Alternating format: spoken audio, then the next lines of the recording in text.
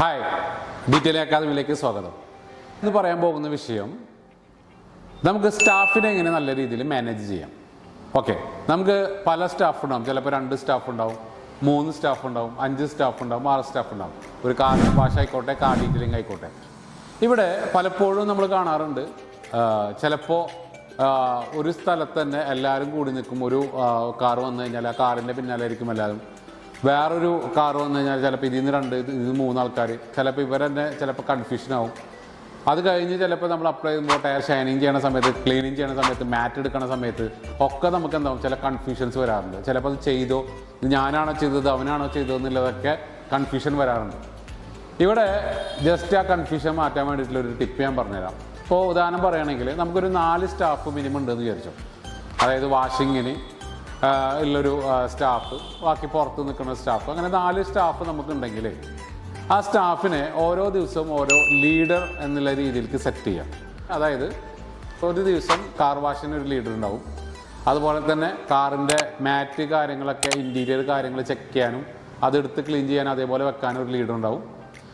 Tyre cleaning, അതുമായി ബന്ധപ്പെട്ടിട്ടുള്ള glass cleaning, അത് സെപ്പറേറ്റ് നമുക്ക് സ്റ്റാഫിൻ്റെ എണ്ണം കൂടെങ്കിൽ സെപ്പറേറ്റ് ചെയ്യാം, അതിനൊരു ഇതുണ്ടാവും. 4ാമത്തെ സ്റ്റാഫ് എന്ന് പറയുന്നത് ഷൈനിങ് കാര്യങ്ങൾ, അതിന് വേണ്ടിയിട്ട് മാത്രം ചെക്ക് ചെയ്യാൻ. അപ്പോൾ ഇവരെ ഡ്യൂട്ടി എന്ന് പറയുന്നത് എല്ലാ ഡ്യൂട്ടി ഉണ്ടാവും. പക്ഷേ ഒരു വാഹനം അല്ലെങ്കിൽ ഒരു കാറ് അവിടെ നിന്ന് ഇറങ്ങിപ്പോകുമ്പോൾ ഇവരെ ഓഡിറ്റബിളിലായിരിക്കും അത് അത് പോകേണ്ടത്. അതായത് ഒരു വാഹനത്തിൻ്റെ ഗ്ലാസ് ക്ലീനിങ് ചെയ്തിട്ടുണ്ടോ എന്നുള്ളത് ചെക്ക് ചെയ്യേണ്ടത് ആരാണോ അന്നത്തെ ലീഡർ, അവനായിരിക്കും അതിൻ്റെ ഉത്തരവാദിത്വം. അവിടെ എന്തെങ്കിലും അതിൻ്റെ പ്രോബ്ലം വന്നു കഴിഞ്ഞാൽ അവനായിരിക്കണം അതിൻ്റെ ഉത്തരവാദിത്വം, അതിൻ്റെ കാര്യങ്ങളൊക്കെ ക്ലിയർ ആക്കേണ്ടത്. ഇപ്പോൾ ഒരു മാറ്റൊക്കെ നമുക്ക് ഇപ്പോൾ ഏതൊരു ഡീറ്റെയിലിംഗ് സെൻറ്റർ നോക്കിക്കഴിഞ്ഞാൽ, ഒരു കാർ വാഷ് ഷോപ്പ് നമ്മൾ നോക്കിക്കഴിഞ്ഞാൽ, കാർ വാഷിൻ്റെ ഷോപ്പിൻ്റെ ബാക്ക് സൈഡ് നിങ്ങൾ നോക്കിക്കഴിഞ്ഞാൽ ഏറ്റവും കൂടുതൽ കാണാൻ മാറ്റുകളായിരിക്കും അല്ലേ. വണ്ടിയിൽ നിന്ന് കാറിൽ നിന്ന് പുറത്ത് വരുന്ന മാറ്റുകളാണ് പലപ്പോഴും മിസ്സാവാറുണ്ട്. അപ്പോൾ ഇത് മിസ്സാവാണ്ടിരിക്കാനും നമുക്ക് ഇത് ഭയങ്കര ഹെൽപ്ഫുൾ ആവും. ഇത് ഓരോ ദിവസം ചേഞ്ച് ചെയ്യണം. ഇപ്പോൾ ഞാൻ ഇന്ന് കാർ വാഷിൽ ആണ് ഹെഡ് ആണെങ്കിൽ, നാളെ ഞാൻ ചിലപ്പോൾ ഈ ഇൻറ്റീരിയറിൻ്റെ ഈ മാറ്റ് കാര്യങ്ങൾ എടുക്കുന്ന ആളായിരിക്കും.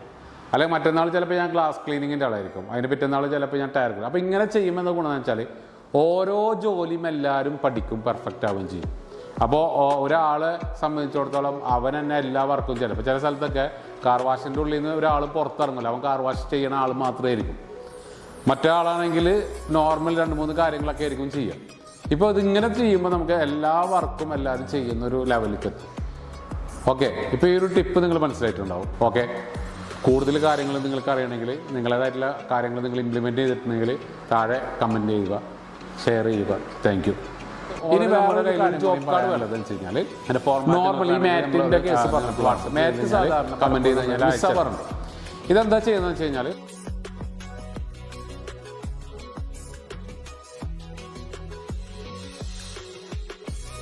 ആ ജോബ് കാർഡിൽ നിങ്ങൾ C1, C2, C3, C5 എന്നുണ്ടാവും. അതായത് car 1, car 2, car 3, car 4, car 5. Okay, എന്നിട്ട് നിങ്ങൾ എന്താ ചെയ്യുന്നതെന്ന് വെച്ച് കഴിഞ്ഞാൽ, നമ്മുടെ ഷോപ്പിൻ്റെ സൈഡിൽ എവിടെയെങ്കിലും ഒരു ഇലക്ട്രിക് റോഡ് എന്ത് ചെയ്യുക, സ്ഥാപിക്കുക. നമ്മൾ അഴക്കിടാൻ വേണ്ടിയിട്ട് പോലെ തന്നെ ഒരു റോഡ് സ്ഥാപിക്കുക. അതിൽ മറ്റേ ജമ്പർ ക്ലിപ്പ് പോലത്തെ വലിയ ക്ലിപ്പ് ഉണ്ടല്ലോ, ആ ബാറ്ററി ക്ലിപ്പുടെ ജമ്പർ പോലത്തെ ആ ക്ലിപ്പ് നമ്മൾ എന്ത് ചെയ്യുക, വെൽഡ് ചെയ്തിട്ട് ഒരു 5 എണ്ണം വെക്കുക. അപ്പോൾ C1, C2, C3, C5. അപ്പോൾ C1 നിന്ന് എടുക്കുന്ന ആ മുഴുവൻ മാറ്റും എടുത്തിട്ട് C1ൻ്റെ ക്ലിപ്പിൽ എന്ത് ചെയ്യുക, ക്ലിപ്പ് ചെയ്തിട്ട് കഴുകി വൃത്തിയാക്കിയിട്ടോ കഴുകുന്നതിന് മുന്നൊക്കെ ചെയ്യാം. അപ്പോൾ ഒരു കാറ് പോകുമ്പോൾ ആ ജോബ് കാർഡ് നോക്കിയിട്ട് ഇത് C1ൻ്റെ ആണ്, C1ൽ ഇത്ര മാറ്റ് ഉണ്ടെന്ന് എഴുതിയിട്ടുണ്ടാവും. ആ മാറ്റ് ഇരിക്കുന്നത് ഇന്ന സ്ഥലത്താണ്, അവിടെ നിന്ന് ഈസി ആയിട്ട് ഇത് എടുക്കാൻ പറ്റും. ഇപ്പോൾ തെറ്റിപ്പോവില്ല. അപ്പോൾ ഈ ഒരു ലെവലിൽ നിങ്ങൾ ചെയ്ത് കഴിഞ്ഞാൽ ഇത് ചെയ്ത് പ്രൂവൺ ആയിട്ടുള്ളൊരു സംഭവമാണ്. അതുകൊണ്ട് തെറ്റാൻ വഴിയില്ല അധികം. ഇത് നല്ല രീതിയിൽ ചെയ്ത് കഴിഞ്ഞാൽ മിസ്സാവാതെ കസ്റ്റമർ സാറ്റിസ്ഫൈഡ് ആയിട്ട് നമുക്ക് കൊടുക്കാൻ പറ്റും. അപ്പോൾ സ്റ്റാഫിനെ നമുക്ക് ഇതുപോലെ എൻഗേജ് ചെയ്ത് കഴിഞ്ഞാൽ, ഇതുപോലെ ഒന്ന് ചെറിയൊരു മാറ്റം വരുത്തി കഴിഞ്ഞാൽ നല്ല രീതിയിൽ പ്രൊഡക്ടിവിറ്റി കൂട്ടാൻ പറ്റും. അപ്പോൾ നല്ല രീതിയിൽ എങ്ങനെയാണ് ഒരു സ്റ്റാഫിനെ പ്രൊഡക്ടിവിറ്റി കൂട്ടാന്നുള്ള ടിപ്പാണ് നിങ്ങളിന്ന് പറഞ്ഞത്. ഓക്കെ, കൂടുതൽ കാര്യങ്ങൾ നിങ്ങൾക്ക് അറിയണമെങ്കിൽ, നിങ്ങളേതായിട്ടുള്ള കാര്യങ്ങൾ നിങ്ങൾ ഇംപ്ലിമെൻറ്റ് ചെയ്തിട്ടുണ്ടെങ്കിൽ താഴെ കമൻറ്റ് ചെയ്യുക, ഷെയർ ചെയ്യുക. Thank you.